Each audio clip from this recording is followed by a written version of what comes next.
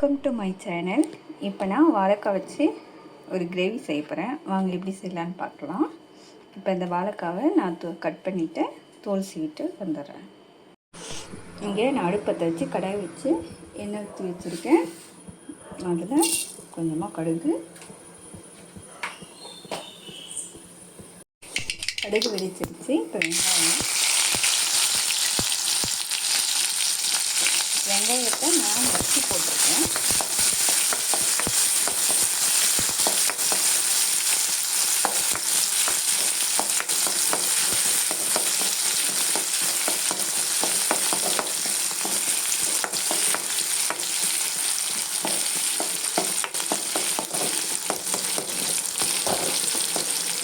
லைட்டாக வந்தா போதும்.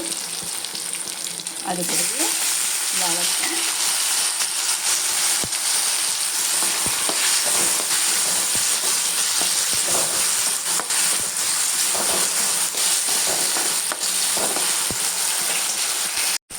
வாழைக்காய் கூட 1 தக்காளி, பச்சை மிளகாய்,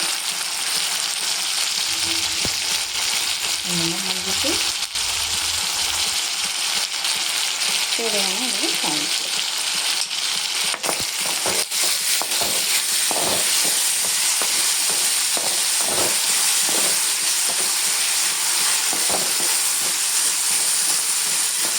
இது கொஞ்சம் வணங்கட்டும். இந்த அளவுக்கு வணங்கிடுச்சு. அது கூட குழம்பு மிளகாய்க்கு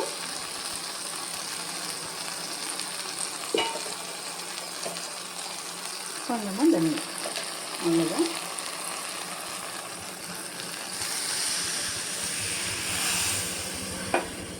கொஞ்சமாக தண்ணி ஊற்றி கொஞ்சம் கொதிக்க விட்டுட்டு அப்புறம் உங்களுக்கு தேவையான தண்ணியை ஊற்றி கொதிக்க விடுங்க.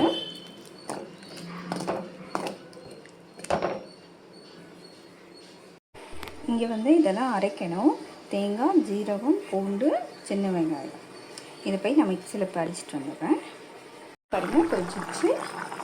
இப்போ இருக்கிற நம்ம அரைச்சி வச்சுருக்கிறத சேர்த்துக்கலாம்.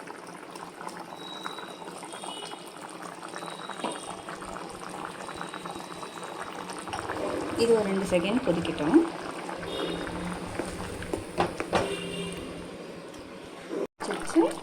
இது கூட கொஞ்சமாக தயிர்,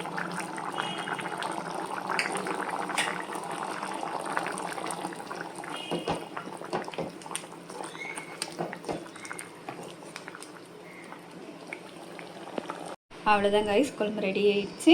நான் அது மேலே தாளித்து ஊற்றிருக்கேன்.